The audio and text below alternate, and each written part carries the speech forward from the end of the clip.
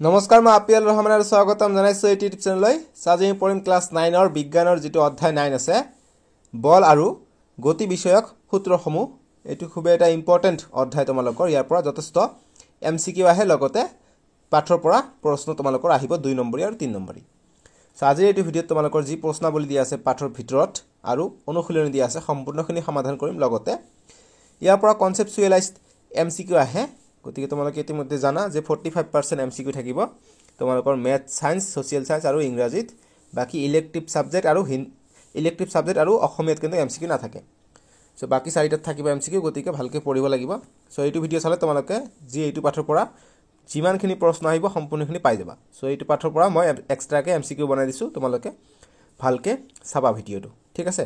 So প্ৰথমত আমাক page number 118 ত তোমালোকে চাবা প্ৰশ্নাৱলী দিয়া আছে তাতে প্ৰশ্ন দিছে এক নম্বৰটো যে তলত দিয়া কোনটো বস্তুৰ জড়তা বেছি আমাক ক নম্বৰ দিছে যে এটা ৰবৰৰ বল আৰু একে আকাৰৰ শিলৰ বল গতিকে যেটো একে আকাৰৰ শিলৰ বল আছে শিলৰ বলটোৰ জড়তা বেছি হ'ব মানে ই যাব বিচাৰিলে যাব গৈ থাকিব আৰু ৰৈ থাকিব বিচাৰিলে ৰৈ যাব হেইটো হৈছে জড়তা নিউটনৰ প্ৰথম সূত্ৰ গতিকে আনসাৰটো হ'ব শিলৰ বল খ নম্বৰ প্ৰশ্ন দিছে যে এখন সাইকেল আৰু এখন ৰেলগাড়ী গতিকে ৰেলগাড়ীৰ বেছি হ'ব গতিকে ৰেলগাড়ী হ'ব আনসাৰ হ'ব ৰেলগাড়ীৰ জড়তা বেছি ঠিক আছে তাৰপিছত ঠেলা গাড়ী যদি থাকে তথাপিও ৰেলগাড়ীৰ জড়তাটো বেছি হ'ব এতিয়া গ নম্বৰ প্ৰশ্নটো আছে যে এটা 5 টকীয়া মুদ্ৰা আৰু এটা 1 টকীয়া মুদ্ৰা গতিকে আনসাৰ হ'ব 5 টকীয়া মুদ্ৰা যেটোৰ ওজন বেছি থাকিব হেইটোৰ জড়তা বেছি হ'ব ঠিক আছে গতিকে 5 টকীয়া মুদ্ৰাৰ ওজন বেছি এই কাৰণে 5 টকীয়া মুদ্ৰাৰ জড়তা বেছি হ'ব গ নম্বৰটোৰ উত্তৰ হ'ব 5 টকীয়া মুদ্ৰা এতিয়া 2 নম্বৰ প্ৰশ্ন দিছে যে তলত দিয়া উদাহৰণটোত বলটোৰ বেগৰ পৰিৱৰ্তন কিমান বাৰ হৈছে ঠাৱৰ কৰিবলৈ চেষ্টা কৰা আমাক প্ৰশ্নটো দিছে এনেদৰে যে এজন ফুটবল খেলুৱৈয়ে ফুটবলটো তেওঁৰ দলৰ অন্য এজন খেলুৱৈলৈ আগবঢ়াই দিছে যিজনে বলটো গললৈ মাৰিছে বিপৰীত দলৰ গলৰক্ষকজনে বলটো ধৰি তেওঁৰ নিজৰ দলৰ অন্য এজন খেলুৱৈলৈ আগবঢ়াই দিছে প্ৰত্যেক ক্ষেত্ৰতে বলৰ যোগান ধৰা অভিকৰ্তাজনক চিনাক্ত কৰা গতিকে আমি দেখা পাইছো 4 বাৰ ইয়াত বলৰ পৰিৱৰ্তন হৈছে প্ৰথমে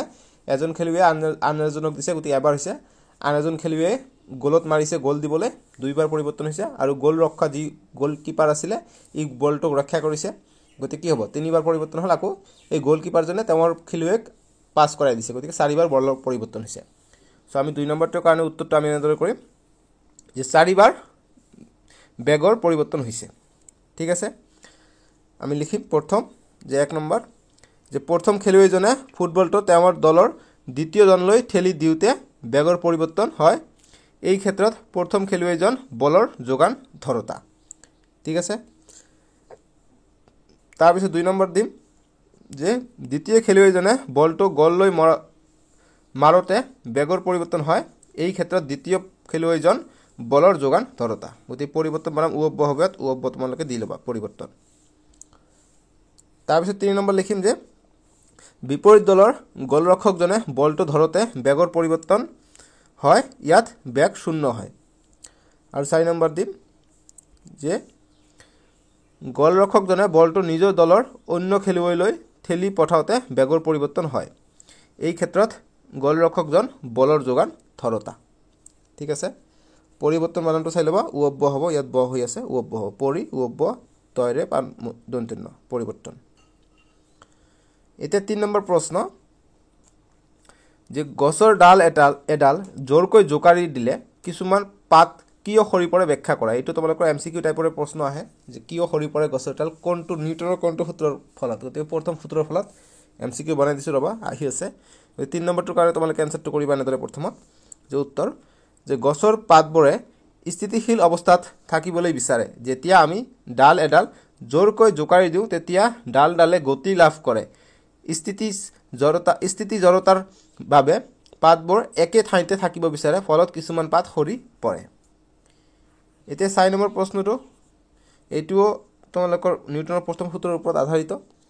যে চলন্ত বাছ এখন হঠাৎ ৰখি গলে আমি আগলৈ আৰু ৰৈ থকা বাছ এখন হঠাৎ ত্বৰিত হলে আমি পিছলৈ যাও কিয় আমাক এইটো ব্যাখ্যা কৰিব কৈছে ঠিক আছে গতিকে আমি আনসাৰটো কৰিম উত্তৰটো যে চলন্ত বাছ এখনৰ ভিতৰত থকা যাত্ৰীবোৰে বাছখনৰ গতিৰ বাবে জড়তা লাভ কৰে সেইভাবে বাছখন হঠাৎ ৰৈ গ'লে গতি জড়তাৰ বাবে ভিতৰত থকা যাত্ৰীবোৰ আগলৈ হাউলি যায় বা হালি যায়। আনহাতে ৰৈ থকা বাছ এখনৰ ভিতৰৰ ফালে থকা যাত্ৰীবোৰে স্থিতি জড়তা লাভ কৰে। বাছখনে হঠাৎ যাত্ৰা আৰম্ভ কৰিলে স্থিতি জড়তাৰ বাবে যাত্ৰীবোৰে আগৰ ঠাইতে থাকিবলৈ বিচাৰে, ফলত যাত্ৰীবোৰ পিছফালে হাউলি যায়। এতিয়া ইয়াৰ ওপৰত তোমালোকে এনেদৰে MCQ আহিব, মই MCQ বনাই দিছোঁ তোমালোকে চোৱা। 1 নম্বৰটো যে নিউটনৰ কোনটো সূত্ৰক জড়তাৰ সূত্ৰ বোলে? আমাক অপশ্যন দিয়া আছে যে প্ৰথম সূত্ৰক নে দ্বিতীয় সূত্ৰক নে তৃতীয় সূত্ৰক নে ওপৰৰ এটাও নহয়, গতিকে এনচাৰ হৈ যাব A নম্বৰটো। নিউটনৰ প্ৰথম সূত্ৰক জড়তাৰ সূত্ৰ বোলে, গতিকে এনচাৰ হ'ব অপশ্যন A। ঠিক আছে। এতিয়া 2 নম্বৰ প্ৰশ্ন ইম্পৰ্টেণ্ট যে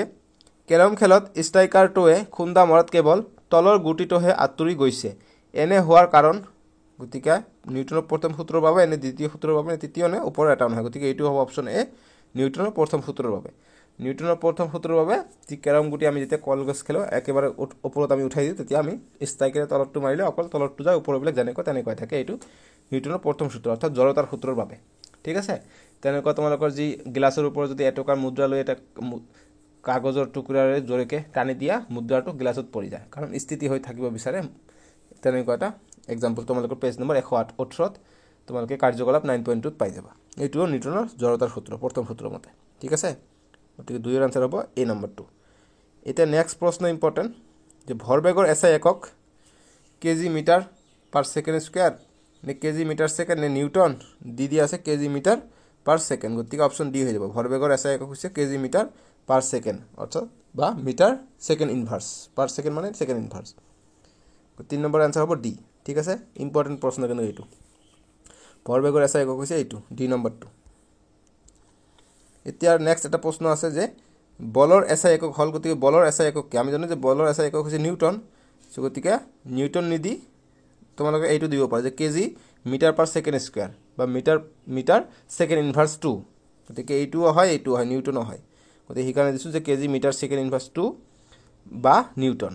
দুটাৰ এটা থাকিব পাৰে তোমালোকৰ MCQত। ঠিক আছে। এতিয়া তোমালোকে চাবা পেজ নম্বৰ 126ত প্ৰশ্নাৱলী দিয়া আছে। প্ৰশ্নাৱলীত তোমালোকৰ প্ৰশ্ন দিছে 1 নম্বৰটো যে যদি ক্ৰিয়া সদায় প্ৰতিক্ৰিয়া সমান তেন্তে ঘোঁৰা এটাই গাড়ীখন কেনেকৈ টানিব পাৰে ব্যাখ্যা কৰা। আমি উত্তৰ কৰিম এনেদৰে 1 নম্বৰটোৰ কাৰণে যে ঘোঁৰা এটাই গাড়ীখনৰ ওপৰত ক্ৰিয়া কৰে। গাড়ীখনে নিউটনৰ তৃতীয় সূত্ৰ মতে ইয়াৰ ওপৰত সমান আৰু বিপৰীতমুখী প্ৰতিক্ৰিয়া কৰে। ঘোঁৰাৰ ক্ৰিয়া আৰু গাড়ীৰ প্ৰতিক্ৰিয়াৰ বল সমান, গতিকে গাড়ীখন আগফালে নাযায়, কিন্তু ঘোঁৰাটোৱে তাৰ আগ ভৰিৰে মাটিৰ ওপৰত পিছফাললৈ ক্ৰিয়া কৰে। মাটিলৈ সেয়ে আগফালে তাৰ প্ৰতিক্ৰিয়া প্ৰয়োগ কৰে, ফলত গাড়ীখন আগফালে গতি কৰে। এনেদৰে ঘোঁৰাই গাড়ীখন টানি লৈ যায়। ঠিক আছে। এতিয়া আমাক 2 নম্বৰ প্ৰশ্নটো দিছে যে অগ্নি নিৰ্বাপক বাহিনীৰ কৰ্মী এজনে তীব্ৰ বেগেৰে পানী ওলাই পাইপৰ মূৰটো ধৰি ৰাখোঁতে কিয় অসুবিধা পায় ব্যাখ্যা কৰা। গতিকে যেতিয়া পাইপেৰে ওলাই যায় তেতিয়া কি হয়? এইটো নিউটনৰ যিটো সূত্ৰ আছে তৃতীয় সূত্ৰ হয়, বিপৰীত প্ৰতিক্ৰিয়া হয়, তেনেকুৱা কথা। গতিকে আমি উত্তৰটো কৰিম যে উত্তৰ যে অগ্নি নিৰ্বাপক গাড়ীৰ পানী ওলোৱা পাইপৰ পৰা পানী প্ৰচণ্ড জোৰেৰে ওলাই আহে। ইয়াৰ প্ৰতিক্ৰিয়া ৰূপে পাইপডাল জোৰেৰে পিছফালে যায়। গতিকে অগ্নি নিৰ্বাপক বাহিনীৰ কৰ্মীয়ে এনে পাইপ এডাল ধৰি ৰাখিবলৈ যথেষ্ট বল প্ৰয়োগ কৰিব লগা হয়, গতিকে সেই কাৰ্যটো অতি কষ্টকৰ আৰু অসুবিধাজনক। গতিকে যদি আহে যে অগ্নি নিৰ্বাপক বাহিনীৰ যিটো ইউজ কৰে এইটো কোনটো সূত্ৰ, গতিকে তৃতীয় সূত্ৰ মতে। 2 নম্বৰটো ইমানখিনি কৰিবা আৰু কনচেপ্টটো বুজি লোৱা, তৃতীয় সূত্ৰ মতে এইটো চলি আছে, সেইকাৰণে অসুবিধা হয়। ঠিক আছে। 3 নম্বৰ প্ৰশ্নটো দিছে যে ইয়াত যদি দেখা যোৱা নাই মই সাইডত দি দিম আৰু ভালকে যে 4 কেজি ভৰৰ বন্দুক এটাৰ পৰা 50 গ্ৰাম ভৰৰ গুলি এটা 35 মিটাৰ পাৰ ছেকেণ্ড প্ৰাৰম্ভিক বেগেৰে ওলাই গৈছে। বন্দুকটোৰ প্ৰাৰম্ভিক প্ৰতিক্ষেপ অৰ্থাৎ ৰিকইল বেগ কিমান? আমাক প্ৰতিক্ষেপ বেগ ওলাব গৈছে, অৰ্থাৎ মাইনাছত আহিব এনচাৰটো, মানে বিপৰীত পাই যিটো আমাৰ কি দিয়ে বল দিয়ে সেইটো কৈছে। আমি 3ৰ সমাধানটো কৰিম। আমাক যিখিনি দিয়া আছে আমি এইখিনি লিখি ল'ম। ঠিক আছে। যে দিয়া আছে প্ৰথমত বন্দুক দিয়া আছে, গুলি দিয়া আছে, এইখিনি কৰি ল'ম। বন্দুকৰ ভৰ যিটো আছে আমি কেপিটেল M বুলি ধৰি লওঁ, এইটো 4 কেজি আৰু গুলিৰ ভৰ দিয়া আছে 50 গ্ৰাম, গতিকে গুলিৰ ভৰ অৰ্থাৎ গুলিৰ ভৰটো আমি স্মল m বুলি ধৰি লওঁ এইটো 50 গ্ৰাম দি আছে গতিকে আমি এইটো কেজিত লৈ লওঁ বা এইটো গ্ৰামত লৈ ল'ব পাৰিবা এইটো 4000 গ্ৰাম বা এইটো আমি কেজিত লৈ লওঁ সুবিধা হ'ব গতিকে আমি জানো 50 গ্ৰাম আছে গতিকে কেজিত যদি ল'ব যাওঁ আমি জানো 1000 গ্ৰামে 1 কেজি গতিকে 1000 দি আমি ভাগ কৰিম ঠিক আছে এতিয়া আমি কৰিলে কি হয় এইটো শূন্য কটা যাব অকল কি থাকে 5/100 কেজি এইটো কৰিলে দুটা শূন্য আছে দুই ঘৰ আগত দশমিক আহিব গতিকে 5 গতিকে এটা শূন্য লগাই দিম গতিকে এক ঘৰ দুই ঘৰ আগত দশমিক গতিকে 0. ইমান কেজি 0.5 কেজি গতিকে আগফালে বেয়া দেখা যায় একো না থাকিলে আমি শূন্য লগাই দিম এটা আমি 6 7 8 আমি কৰিছো এনেকৈ গতিকে এইটো আমি কৰিলো নহয় আমি গ্ৰামৰ পৰা কেজি জানিলো ইয়াতে আমি আধা নম্বৰ 1 নম্বৰ পাই যাম ঠিক আছে আমি এতে সলিউশন স্টাৰ্ট কৰা তথাপি আমি নম্বৰ পাম এইখিনি যে কৰিলো এইটো অংকৰ পাতে হয় ঠিক আছে এইখিনি পাই গলে এতিয়া আমাৰ v1 অৰ্থাৎ প্ৰাৰম্ভিক বেগটো কিমান v1 যে ক্যাপিটাল এনেকৈ v1 যদি থাকে v1 এটো হৈছে মানে ৰিকয়েল ঠিক আছে প্ৰতিক্ষেপ বেগ গতিকে আমি v1 টো আমি নাজানো গতিকে v1 টো আমি প্ৰশ্নপত্ৰত দিলা আৰু v2 টো আমি জানো v2 মানে যেটো বেগত গৈছে গুলিটো ওলাই গৈছে 35 মিটাৰ পাৰ সেকেন্ড গতিকে এইটো বেগে ওলাই গৈছে কিন্তু আমি প্ৰাৰম্ভিক বেগটো কি হয় বন্দুকৰ যেটো ৰিকয়েল কৰিব হেইটো আমাক ওলাব লাগে গতিকে এইটো হ'ব 35 গতিকে v2 টো হ'ব 35 মিটাৰ পাৰ সেকেন্ড ঠিক আছে তোমালোকে লিখি দিব পাৰা যে বন্দুকৰ ভৰ গুলিৰ ভৰ এনেকে দিব পাৰা বা এনেকে ডাইৰেক্ট কৰিব পাৰা এতিয়া কৰিলে যেহেতু তোমালোকে এমসিকিউ বেছিভাগ এমসিকিউ আহিব গতিকে এমসিকিউ টাইপৰ আহিব এনেকে তোমালোকে কৰিবা শৰ্টকাট হ'ব 2 নম্বৰ আহিলে এনেকে কৰিবা ঠিক আছে পটককে হ'ব তোমালোকৰ গতিকে আমি এটা সূত্ৰ জানো লিখিব যে আমি জানো একচুয়ালি আমি তো একো নাজানো তথাপি আমি জানো নহয় জানো আমি জানো যে লিখিলো কোৱাচোন আমি কি জানো নাজানো নহয় একো ঠিক আছে আমি জানো কি জানি জানা যেতিয়া আমি m1 আৰু v1 এইটো হৈছে v1 ডাঙৰকে দিছো আৰু এটো সৰুকে দিবা যেনেকৈ আমি সৰু m দিছো এটো হৈছে সৰু v গতিকে ডাঙৰ m ডাঙৰ v অৰ্থাৎ বন্দুকৰ বেগ আৰু বন্দুকৰ ভৰ ইকুয়াল টু যোগ কৰিলে আমি এৰ মুঠ ভৰবেগটো আমি শূন্য পাম গুলি ফুটোৱাৰ পিছত ভৰবেগৰ সূত্ৰটা আমি জানো যে শক্তিৰ উদ্ভৱ নহয় বিনষ্টও নহয় গতিকে শূন্য পাই যাম গতিকে যি আমি ক্যাপিটাল m আৰু v2 থাকিব এটো আমি শূন্য পাম ইয়াৰ যোগফলটো ঠিক আছে এই কাৰণে আমি জানো বুলি লিখি দিছি যে আমি জানো এইটো গতিকে আমাক লাগে কি লাগে আমাক v1 টো লাগে গতিকে v1 টো আমি ইফালে ৰাখি দিও গতিকে m1 v1 ইফালে গলে কিমান হ'ব m v2 ইফালে প্লাসত আছে ইফালে গলে মাইনাসত আহিব গতিকে অকল v1 এর মান লাগে v1 - m v2 / m1 আহিলে ইয়াত গতিকে মাইনাস স্মল m এর ভর কিমান পাইছো আমি 0.05 কেজি বা 5/100 টো দিব পাৰা গতিকে এইটো কৰো বা 0.05 দি দিয়া গতিকে ইমান কেজি ইনটু v2 অর্থাৎ v2 কিমান পাইছো 35 দিয়া আছে আমাৰ গতিকে 35 আমি লিখি লম ঠিক আছে আৰু m1 অৰ্থাৎ বন্দুকৰ ভৰ দিয়া 4 কেজি গতিকে 4 টো আমি লিখি দিম ইয়াত ঠিক আছে বুজি পালো এটা আমি পূৰণ কৰি দিম এইটো পূৰণ এইটো কৰা কইলে কিমান হ'ব তোমালোকে চোৱা 0.05 গতি পইণ্টটো নিদি মই ডাইৰেক্ট 35 ক 5 ৰে পূৰণ কৰি দিম পিছত পইণ্ট বহাই দিম 5 5 গুণ 25 25 ৰ 5 হাত থাকে 2 5 3 গুণ 15 15 আৰু 2 17 ঠিক আছে 175 পাই যাও 175 কেই ঘৰ পিছত দশমিক আছিল ইয়াত দশমিক নাই গতিকে এইটো গণিম গতিকে এক ঘৰ দুই ঘৰ পিছত দশমিক গতিকে দুই ঘৰ পিছত দশমিক আমি বহাই দিম ঠিক আছে বাস শূন্যৰ ভ্যালু নথকাৰ কাৰণে আমি ডাইৰেক্ট 5 দি কৰিছো আৰু যিমান ঘৰ পিছত দশমিক ইমান ঘৰ আমি বহাই দিলো মাইনাস আছে মাইনাস দিম গতিকে 1.75/4 আছে গতিকে আমি এতিয়া এইটো ভাগ কৰিম গতিকে দশমিক আছে দিগদাৰ কৰিব পাৰে দশমিকটো উঠাই দিও গতিকে -175 আমি দশমিকটো পিছুৱাই দিও দুই ঘৰ পিছুৱাই দিলে তলত দুটা শূন্য আহিব অৰ্থাৎ 102 পূৰণ হ'ব 4 আছে 4 টো দিম এটা কটাকটি জানি কি আমি কটাকটি কৰিম নিশ্চয়কৈ কটাকটি যাব 25 ৰে যাব 4 25 100 আৰু 4 25 100 আৰু 75 আছে গতিকে 3 25 75 গতিকে 4 গৰি 3 7 বাৰ যাব 7 বাৰ গলে 175 হৈ যায় এটা আকৌ কটাকটি জানি কি না যায় গতিকে কি পালো -7/4 4 গুণ 16 পালো গতিকে এটা ভাগ কৰি দিম 16 দি 7 ক ভাগ কৰি দিম গতিকে একবাৰ না যায় আমি দশমিক দিম ইয়াত হ'ব 0 গতিকে কেইবাৰ যাব 16 4 বাৰ যাব 4 বাৰ কৰিলে 4 6 গুণ 20 4 6 গুণ 24 24 4 হাত থাকে 2 4 গুণ 4 4 2 6 64 পালো ইয়াৰ পৰা এক ভাগ কৰিলাম 10 10 ৰ পৰা 4 গলে 6 6 পৰা 6 গলে 0 6 থাকিলে গতিকে আৰু এটা 0 দিব পাৰো আমি ইয়াত গতিকে 16 দি কেইবাৰ যাব 16 দি আমি 3 বাৰ দিব পাৰিম 3 6 গুণ 18 হাত থাকিব 1 3 গুণ 3 1 4 গতিকে 48 পালো এতিয়া আকৌ 10 10 ৰ পৰা 8 গলে 2 5 ৰ পৰা 4 গলে 1 12 থাকিল 0 দিম 0 দিলে 120 পালো গতি 16 কেইবাৰ কৰিলে আমি 120 ৰ ওচৰা ওচৰি পাম বা 120 পাম গতি 7 বাৰ কৰিলে আমি 120 ৰ ওচৰা ওচৰি পাম গতি 7 6 গুণ 42 42 ৰ 2 হাতত থাকে 4 7 1 গুণ 7 7 4 11 গতি 112 পাই গলো এতে 10 ৰ পৰা 2 গলে 8 1 ৰ পৰা 1 গলে 0 1 ৰ পৰা 1 গলে 0 গতি 8 পালো 0 দি দিও গতি 16 5 16 80 হৈ যায় গতি 5 বাৰ আমি দিব পাৰো আমি 80 পাই যাম গতি 0 পালো গতি আমি ভাগটো কৰিলো গতি আমি কিমান পালো 0.4375 গতি এইটো আগফালে একো না থাকিলে বেয়া দেখা যায় 0 দিম গতি 0.4375 মাইনাস আছে মাইনাস দিব লাগিব ইয়াত প্লাস আছে প্লাস মাইনাস মাইনাস গতি মাইনাসত আহিব আনসারটো মাইনাস মিটার পার সেকেন্ড কি আহিব কারণ এটো রিকয়েল যে এটো জি আমাৰ বন্দুকটো পিছফালে গতি কৰিছে সেই কাৰণে এটো ৰিকয়েল প্ৰাৰম্ভিক প্ৰতিক্ষেপ যে এটো কাৰণে মাইনাসত আহিছে আনসারটো ঠিক আছে গতিকে তোমালোকে লাষ্টত লিখিব যাতে এটো গতে v1 ৰ মান আহি আছিল হা গতিকে লিখিব যাতে প্ৰতিক্ষেপ যেটো প্ৰশ্নত কৈছে এটো কথাই লিখি দিম যে বন্দুকটোৰ প্ৰাৰম্ভিক প্ৰতিক্ষেপ বেক কৈছে গতিকে লিখিম যে অতে বন্দুকটোৰ প্ৰাৰম্ভিক প্ৰতিক্ষেপ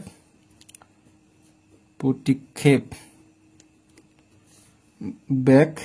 অর্থাৎ রিকয়েল ইজ ইকুয়াল টু কিমান হ'ব এইটো মাইনাস 0.4375 গতিকে ইমান মিটার পার সেকেন্ড কিছুমানে ফ্রি ফায়ার পাবজি খেলে তাতে তোমালোকে যে রিকয়েল কোৱা একেএমৰ রিকয়েল বেছি গতিকে এইবিলাক রিকয়েলটো নেগেটিভত নাপায় যি সকলে পাবজি ফ্রি ফায়ার খেলা তোমালোকে বেয়া কাম কৰি আছে সেইটো ঠিক আছে বহুত এডিক্টিভ গেম হেতু নেখেলিবা গতিকে আমি আনসারটো পাম ইয়াৰ 3 নম্বৰৰ মাইনাস 0.4375 এতে 4 নম্বৰ প্ৰশ্ন দিছে যে 100 গ্ৰাম আৰু 200 গ্ৰাম ভৰত দুটা বস্তু একে দিশত আৰু একে সৰলৰেখা ক্ৰমে 2 মিটাৰ পাৰ সেকেন্ড আৰু 1 মিটাৰ পাৰ সেকেন্ড বেগেৰে গতি কৰি আছে অৰ্থাৎ এটা হৈছে 100 গ্ৰামৰ বস্তু আনটো হৈছে 200 গ্ৰামৰ বস্তু একে দিশত একে সৰলৰেখাত গতিকে একে দিশত একে সৰলৰেখাত এনেকৈ গতি কৰি আছে ঠিক আছে তাৰপিছত সিহঁত সংঘাতত লিপ্ত হল আৰু তাৰ পিছত প্ৰথমটোৰ বেগ গতিকে ইহঁতে এক লগ খাই এনেকৈ সংঘাত হল ঠিকা খাইছে ঠিক আছে এক্সিডেন্ট হৈছে ইহঁতৰ মাজত সংঘাত হৈছে হয় যেটো প্ৰথমটোৰ বেগ আছিল 100 ইয়াৰ বেগ হৈ গৈছিল 1.67 এটো পিছত প্ৰাৰম্ভিক বেগ আছিল এটো প্ৰাৰম্ভিক বেগ আছিল 2 কিন্তু পিছত গৈ 1.67 হৈছে তাৰ পিছত যেটো আনটো আছিল দ্বিতীয়টোৰ প্ৰাৰম্ভিক বেগ আছিল যেটো 200 গ্ৰাম ভৰ আছিল ইয়াৰ প্ৰাৰম্ভিক বেগ আছিল 1 মিটাৰ পাৰ সেকেন্ড কিন্তু সংঘাতৰ পিছত কিমান যে দ্বিতীয়টোৰ বেগ কিমান নিৰ্ণয় কৰা গতিকে সংঘাতৰ পিছত কিমান হ'ব এটা আমাক ওলাব কৈছে গতিকে এইবিলাক ইন্টাৰেষ্টিং অংক কিমান ধুনিয়া চাৰি সলিউশন আমি কৰিম সলিউশন বা সমাধান লিখিবা গতিকে আমাক যিখিনি দি আছে আমাক প্ৰথমটোৰ কাৰণে আমি m1 বুলি ধৰি লওঁ ঠিক আছে প্ৰথমটোৰ কাৰণে আমি m1 = 100 গ্ৰাম বুলি ধৰি লওঁ যে দিয়া আছে প্ৰথমটোৰ কাৰণে প্ৰথম বস্তুটোৰ কাৰণে m1 বুলি ধৰি লৈছো আৰু v1 প্ৰাৰম্ভিক বেগ কিমান আছিল 2 মিটাৰ পাৰ সেকেন্ড গতিকে 2 মিটাৰ পাৰ সেকেন্ড আমি লিখি ললো আৰু m2 অৰ্থাৎ দ্বিতীয়টোৰ কাৰণে ভৰ কিমান আছিল 200 গ্ৰাম গতিকে 200 গ্ৰাম লিখিম আৰু ইয়াৰ v1 কিমান আছিল v1 1 মিটাৰ পাৰ সেকেন্ড আছিল 1 মিটাৰ পাৰ সেকেন্ড ঠিক আছে এইখিনি আমাক দি আছে প্ৰশ্নত এইখিনি বস্তু বুজিলা এতিয়া আমাক v2 ৰ মান লাগে অৰ্থাৎ সংঘাতৰ পিছত ঠিক আছে সংঘাতৰ পিছত লিখিম যে সংঘাতৰ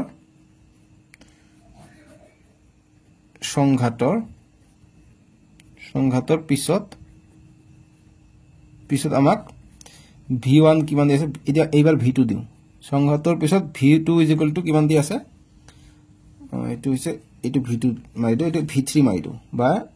এনেকুৱা যে v1 বা একে যাতে নেদেখা যায় গতিকে সংঘাতৰ পিছত আমি বেলেগ দিও v3 দিও গতিকে সংঘাতৰ পিছত v3 অৰ্থাৎ প্ৰথমটো বুজাব 1.67 গতিকে 1.67 মিটাৰ পাৰ সেকেন্ড দিয়া আছে আৰু সংঘাতৰ পিছত v4 মানে পিছৰটো দ্বিতীয় বস্তুটো সংঘাতৰ পিছত কিমান হ'ব আমি এটো নাজানো এটা আমাক ওলাব লাগে এটো প্ৰশ্নবোধক মই ৰাখি দিলো ঠিক আছে গতিকে আমি জানো যেতিয়া দুটা বস্তু সংঘাত হয় ইয়াৰ ভৰবেগটো একে থাকে গতিকে এইটো ইউজ কৰিম যে আমি জানো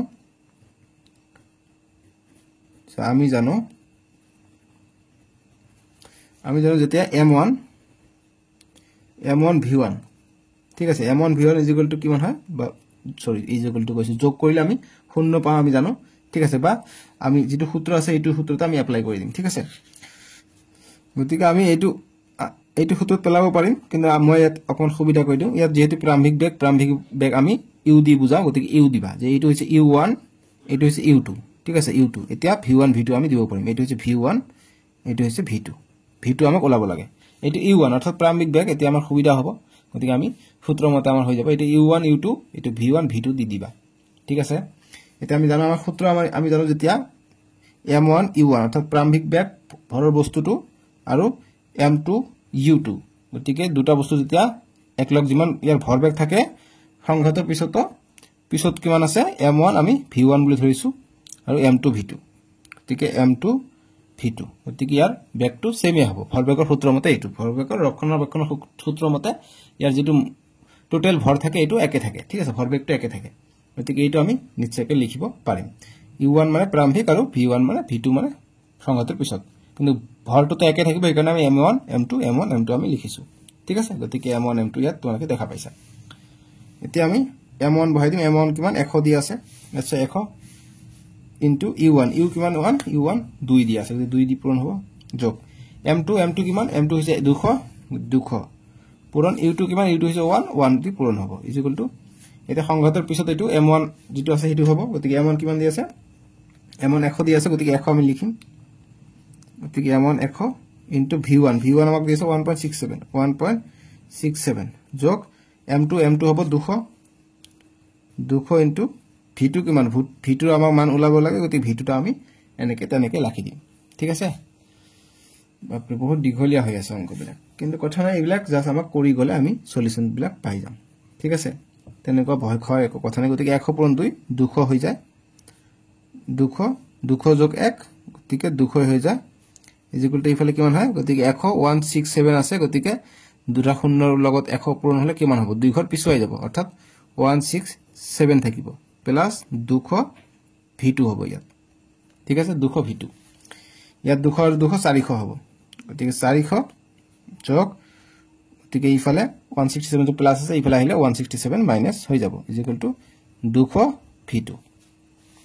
এইটো পূৰণ কৰিছো 1.67 ইনটু 100 কৰা, তোমালোকে চাবা 167 পাবা, দশমিকটো ইফালে গুচি আহিব, ঠিক আছে। এতিয়া আমাক V2 মান লাগে, এইটো মাইনাস কৰি লওঁ, কিমান পাওঁ এইটো আমি চেক কৰি চাওঁ, গতিকে 7 ৰ পৰা 10 গলে 3, 6 ৰ পৰা 10 ইয়াত থাকিল 9, 9 ৰ পৰা 3, ইয়াত থাকিল 3, 3 ৰ পৰা 1 গলে 2, 233 ইকুৱেল টু 200 V2 আমি পাই যাম, ঠিক আছে। সো এতিয়া আমি নেক্সটটো কৰিম। নেক্সট আমাক V2 ৰ মান লাগে, গতিকে V2 টো ইফালে থাকক, গতিকে এইটো পূৰণ হৈ আছে, ইফালে আহিলে হৰণ হ'ব, 200 টো হৰণ হ'ব, ওপৰত থাকিলে 233। এতিয়া কটাকটি যাব জানো, গতিকে কটাকটি যদি যায় না আমি চেক কৰিম, গতিকে আমি ভাগ কৰি দিও, কটাকটি কৰাৰ দৰকাৰ নাই, 100 পূৰণ 100 কৰিলে আমাৰ সুবিধা হ'ব পাৰে, হেইটোই কৰো নেকি, হয় নালাগে, 200 দি কৰো, এবাৰ ভাগ কৰি দিও ডাইৰেক্ট 233 সুবিধা হ'ব, 200 দি এক এবাৰ যাব, গতিকে 200 থাকিব, বাকি থাকিলে 33, আমি দশমিক দিম, ইয়াত আহিব 0, গতিকে 300 আছে আৰু এবাৰ যাব, গতিকে কিমান থাকিব 200 থাকিব, গতিকে এতিয়া 130 বাকি থাকিলে,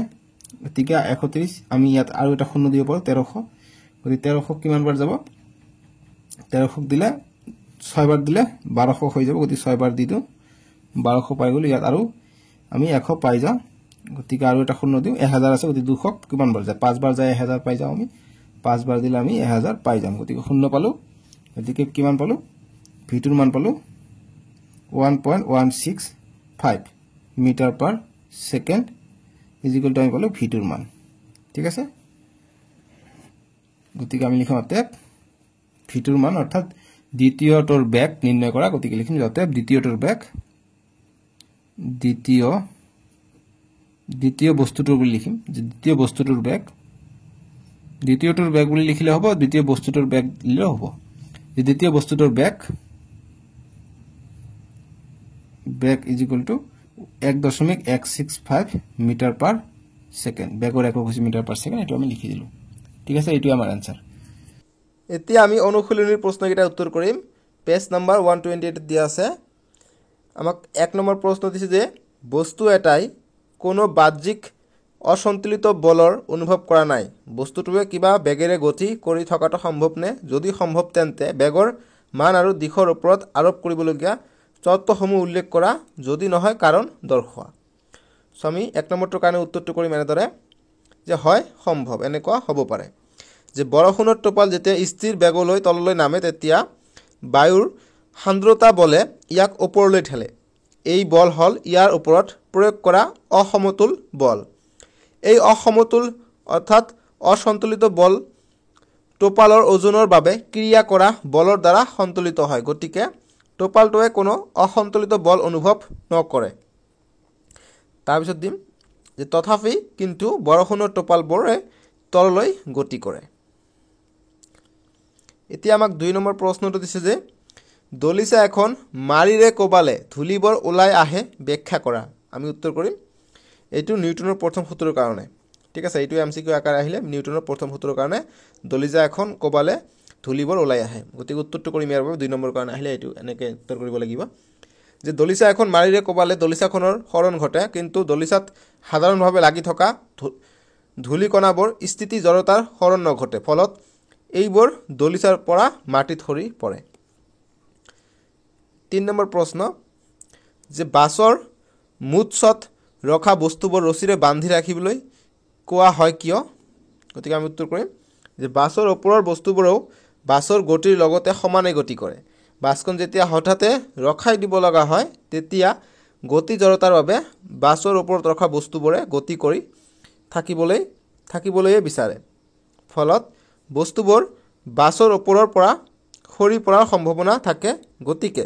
বস্তুবোৰ সৰি পৰাৰ পৰা ৰক্ষা কৰিবলৈ ৰছীৰে বান্ধি ৰাখিবলৈ কোৱা হয় এইটো নিউটনৰ প্ৰথম সূত্ৰৰ কাৰণে তেনেকুৱা স্থিতিশীল বস্তু থিয় হৈ থাকিব বিচাৰে গতি বস্তু গতি হৈ থাকিব বিচাৰে নিউটনৰ প্ৰথম সূত্ৰ এতিয়া আমাক 4 নম্বৰ প্ৰশ্ন দিছে যে ক্ৰিকেট খেল এইটো ইম্পৰ্টেন্ট প্ৰশ্ন এমসিকিউৰ কাৰণে এইটো এমসিকিউ প্ৰশ্ন যে ক্ৰিকেট খেলৰ বেট ধৰোতাজনে মৰা বলটো মাটিৰে অলপ দূৰ বাগৰি গৈ ৰৈ যায় বলটো ৰৈ যোৱাৰ কাৰণ হল গতিকে বলটো কিয় ৰৈ যায় আমাক ক নম্বৰ কাৰণ দিছে যে অৰ্থাৎ এই নম্বৰ অপচনত এ থাকিব তোমালোকৰ পৰীক্ষাত যে বেট ধৰোতাজনে বলটো পৰ্যাপ্ত জোৰেৰে নামাৰিলে খ নম্বৰ যে বলটোৰ বেগ ইয়াৰ ওপৰত প্ৰয়োগ কৰা বলৰ সমানুপাতিক গ নম্বৰ যে বলটোৰ গতিৰ বিৰোধিতা কৰা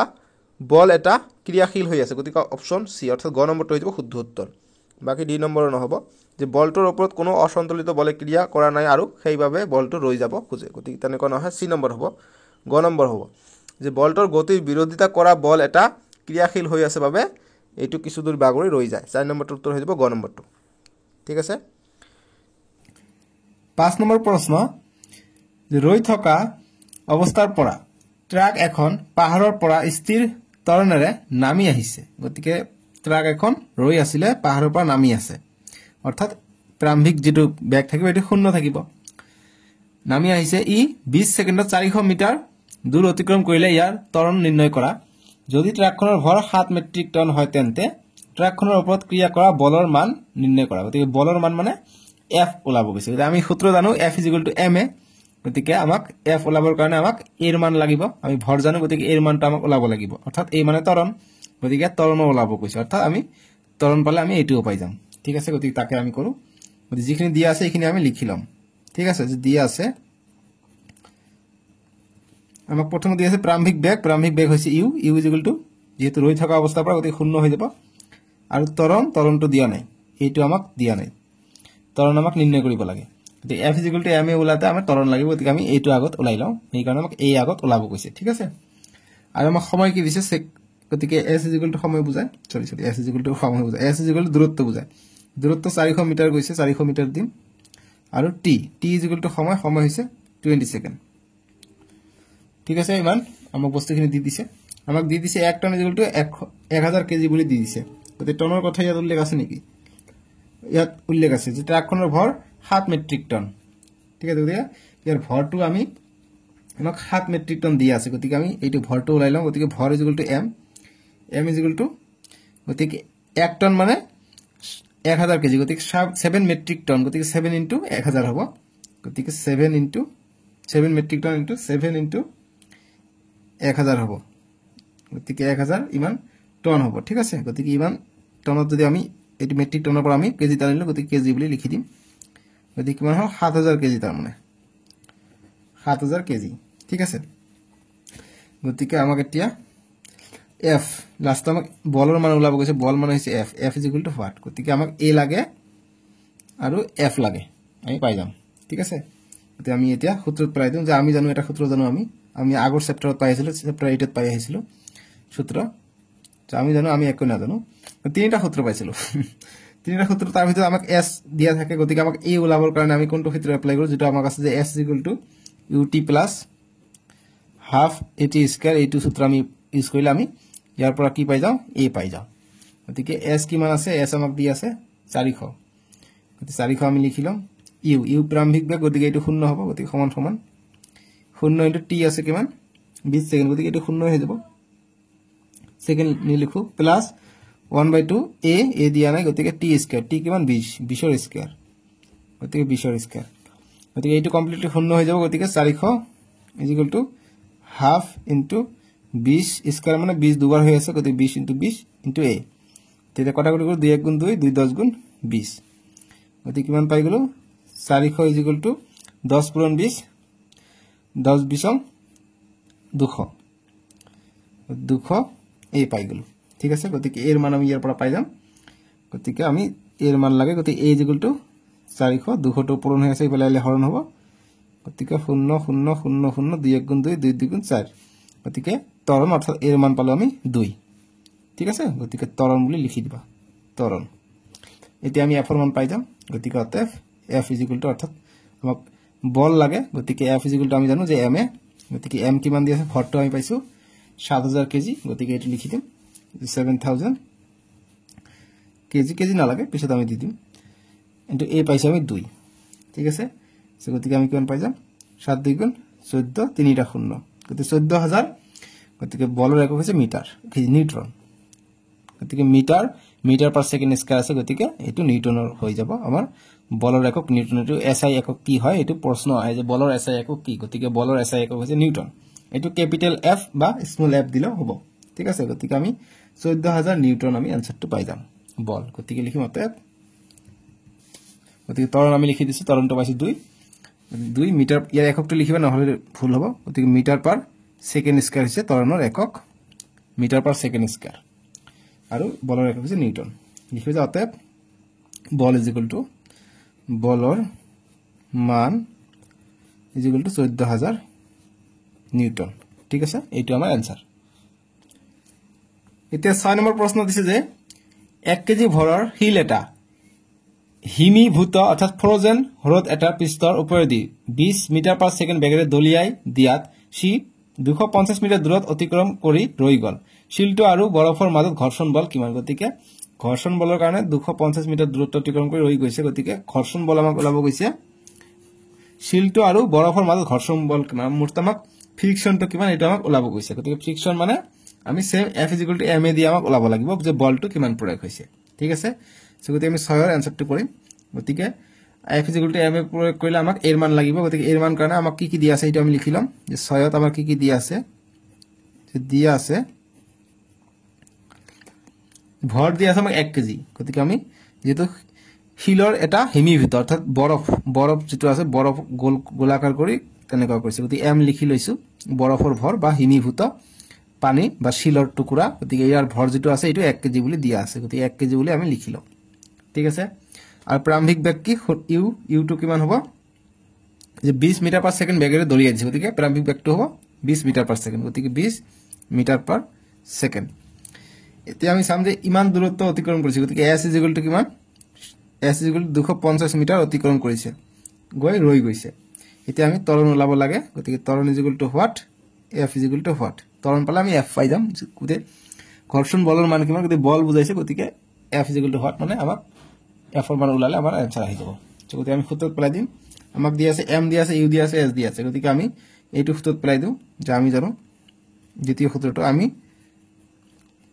জানো আমি কি জানো যে v² - u² = 2as গতিকে ইয়াৰ পৰা আমি এর মানটো পাই যাম গতিকে v মান কিমান ভেলোসিটি আমাক দিয়া আছে নেকি ভেলোসিটি হৈছে গতিকে 250 মিটাৰ অতিক্ৰম কৰাৰ পিছত শিলগুটিটো ৰৈ গৈছে অৰ্থাৎ অন্তিম যেটো বেগ আছে অন্তিম বেগটো হৈছে 0 গতিকে ইয়াৰ পৰা আমি চাব পাৰো যে অন্তিম বেগ অৰ্থাৎ v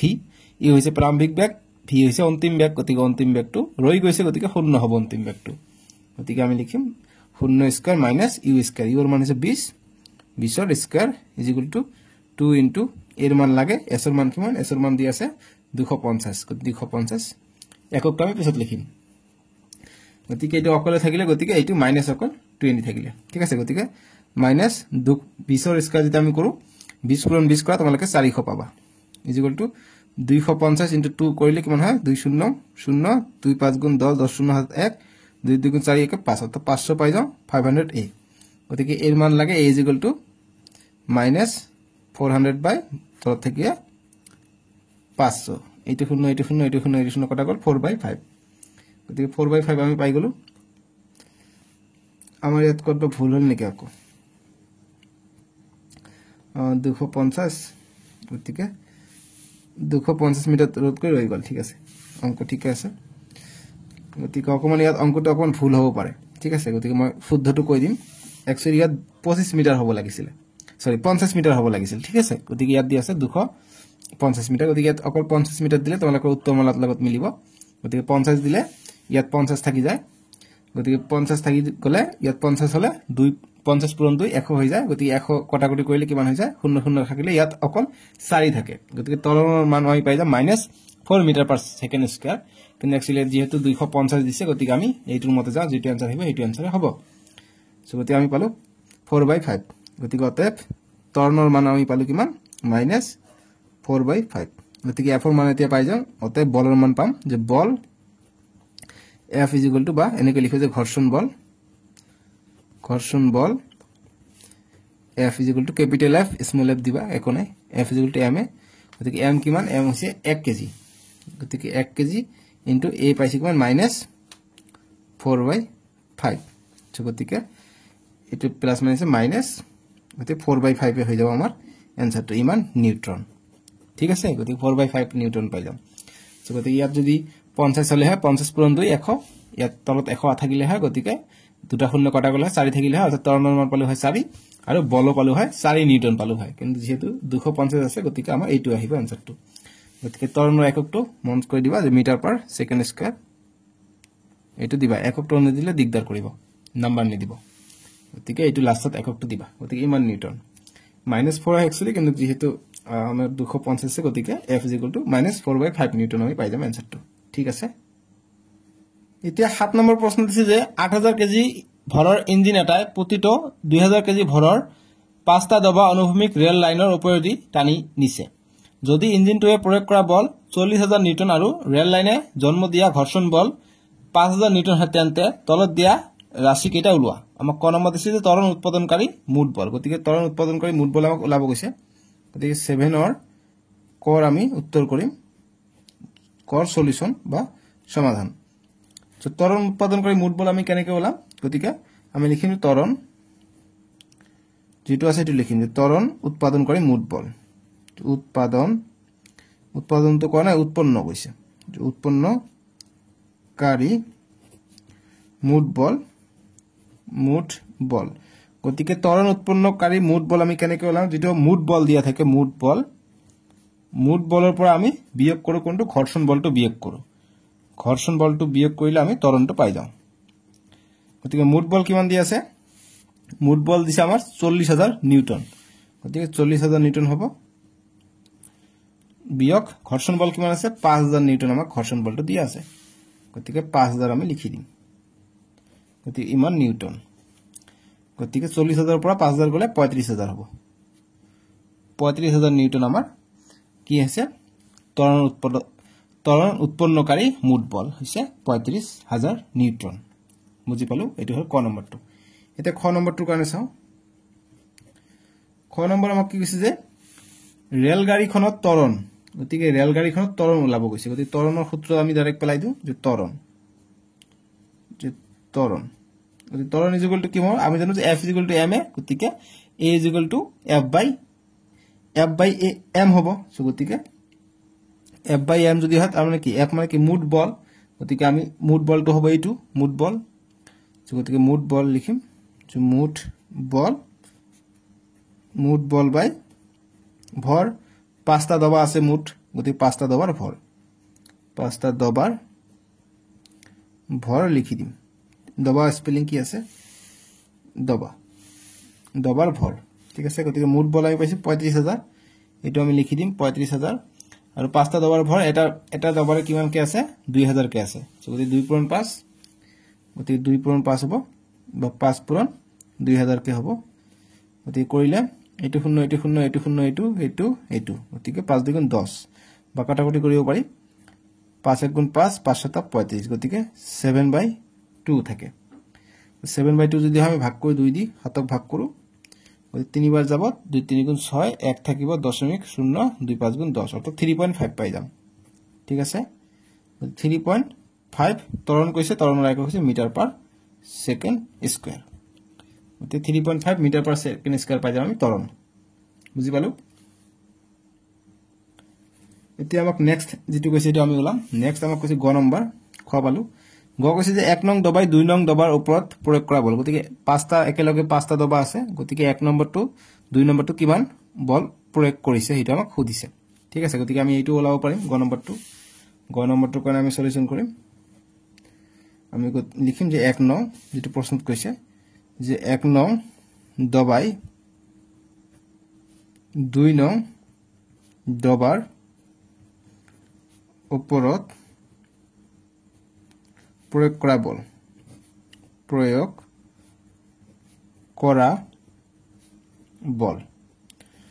কৰা বল কিমান হ'ব আমাৰ যেহেতু আমি পাইছো মুঠ বল পাইছো 35000 গতিকে 35000 তো হ'ব 35000 নিউটন হৈছে মুঠ বল গতিকে ইয়াৰ পৰা মাইনাস কিমান হ'ব মাইনাস কৰিব লাগিব আমাক গতিকে 1 নং দাবাটো 2 নং দাবাত মানে কিমান ভৰ প্ৰয়োগ কৰিছে এটো আমাক লাগিব মাইনাস কৰিব লাগিব গতিকে আমি প্ৰশ্নটো চাব লাগিব যে কিমান মাইনাস কৰিব লাগিব এইটো চাব লাগিব ভালকে যে 1 নং দবাই 2 নং দবাৰ ওপৰত প্ৰয়োগ কৰা বল গতিকে আমাৰ মুঠ ইঞ্জিনটোৰ ভৰ হৈছে 8000 কেজি সো গতিকে 8000 কেজি পিছত আমাক যদি 1 নম্বৰ দবাৰ কথা কৈছে 1 নং দবাটো 2 নম্বৰত কিমান প্ৰয়োগ কৰিব গতিকে নিশ্চয়কৈ আমাৰ 1 নং দবাটোৰ ভৰটো মাইনাস কৰিব লাগিব অৰ্থাৎ 1000 কেজি আমাক মাইনাস কৰিব লাগিব ঠিক আছে সো গতিকে আমি 1000 টো মাইনাস কৰি দিম এইটো 8000 এৰ লগত 1000 মাইনাস কৰি দিলে আমি 7 কেজি আমি পাই যাম গতিকে এইটো আমি মাইনাস কৰি দিম আমাৰ আনসাৰটো ওলাই পৰিব গতিকে 7000 গতিকে আমি পাই যাম 3500 পৰা 7000 কৰে 28000 গতিকে বলৰ একক নিউটন গতিকে 28000 নিউটন আমি পাই যাম যে 1 নং দবাই 2 নং দবাৰ ওপৰত প্ৰয়োগ কৰা বল হৈছে 28000 নিউটন বুজি পাইছো এইখিনি হয় আমাৰ তোমালোকৰ 7 নম্বৰটোৰ উত্তৰ এইখিনি ঠিক আছে এবাৰ দেখাই দিও এটো হৈছে ক নম্বৰটোৰ উত্তৰ এটো হৈছে খ নম্বৰটোৰ উত্তৰ এটো হৈছে গ নম্বৰটোৰ উত্তৰ এতিয়া 8 নম্বৰ প্ৰশ্ন দিছে যে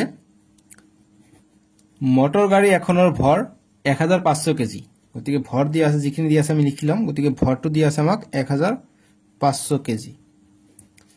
গাড়ীখন 1.7 মিটাৰ পাৰ সেকেন্ড ঋণাত্মক ত্বৰণেৰে ৰখাবলৈ গাড়ী আৰু ৰাস্তাৰ মাজত বল কিমান হ'ব লাগিব গতিকে অৰ্থাৎ ঘৰ্ষণ বলৰ আমাক কথা ক'ব কৈছে গতিকে ইমান ঋণাত্মক ত্বৰণ অৰ্থাৎ ব্ৰেক প্ৰয়োগ কৰি এনেকৈ লাহে লাহে কমি গৈ আছে ঠিক আছে গতিকে ব্ৰেক প্ৰয়োগ কৰি অৰ্থাৎ ত্বৰণটো হৈ যাব ইয়াৰ 1.7 মিটাৰ পাৰ সেকেন্ড বা তেনেকৈ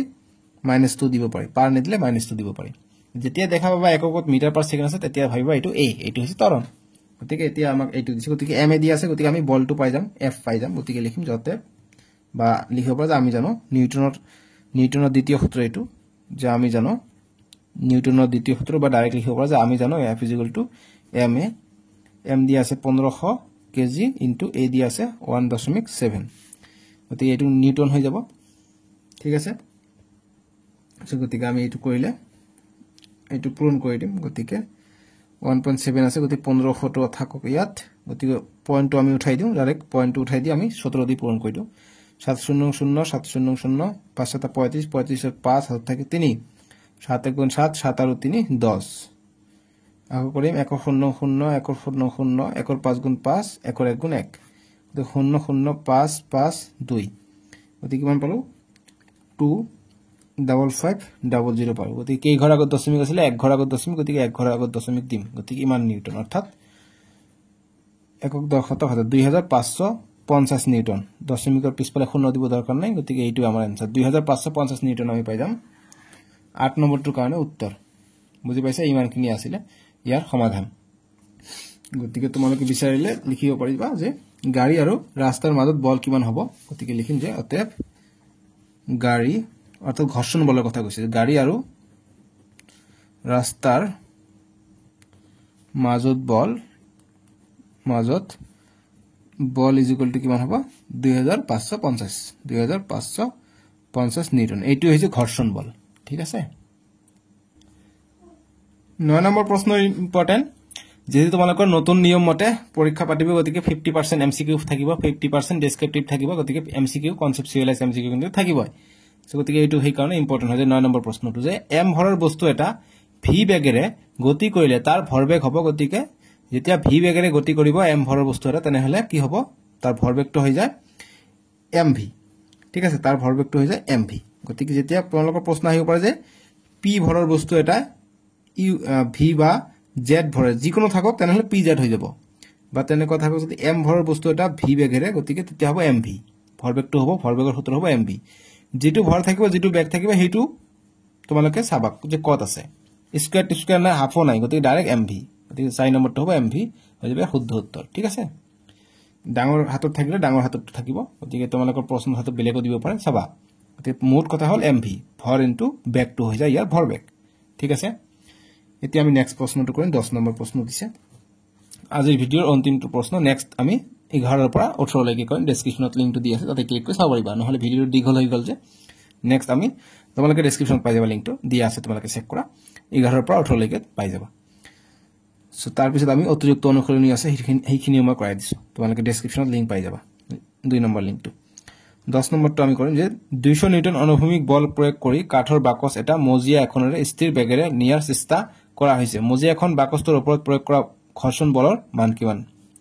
গতিকে ঘৰ্ষণ বলৰ মান যেতিয়া আমাক খুদিছে কিন্তু স্থিৰ বেগেৰে অৰ্থাৎ একো লৰচৰ হোৱা নাই তেতিয়া 200 নিউটন প্ৰয়োগ কৰিলে ঘৰ্ষণ বল 200 নিউটনে প্ৰয়োগ কৰিব গতিকে এইটো এমসিকিউৰ কাৰণে ইম্পৰ্টেন্ট গতিকে এইটোৰ আনসাৰ হৈ যাব 200 নিউটন গতিকে 10 নম্বৰটোৰ কাৰণে উত্তৰটো এনেদৰে লিখিবা সমাধানটো মই দেখাই দিও 10 নম্বৰটোৰ কাৰণে 10 সমাধান যে স্থিৰ বেগেৰে বাকচটো নিয়াৰ ফলত কোনো ত্বৰণৰ সৃষ্টি নহব অৰ্থাৎ a = 0 গতিকে ঘৰ্ষণ বল প্ৰয়োগ বলৰ সমান হ'ব অৰ্থাৎ ঘৰ্ষণ বলৰ মান 200 নিউটন হ'ব ঠিক আছে এইখিনি লিখিবা 10 নম্বৰটোৰ সলিউশন হৈ যাব বুজি পালো এতিয়া আমি নেক্সট ভিডিও তোমালোকৰ 11 নম্বৰৰ পৰা সমাধান কৰিম তোমালোকে ভিডিওটো লাইক কৰি দিবা আৰু ডেসক্ৰিপচনত চেক কৰা পাই যাবা চেনেলটো সাবস্ক্ৰাইব কৰি ৰাখিবা দেই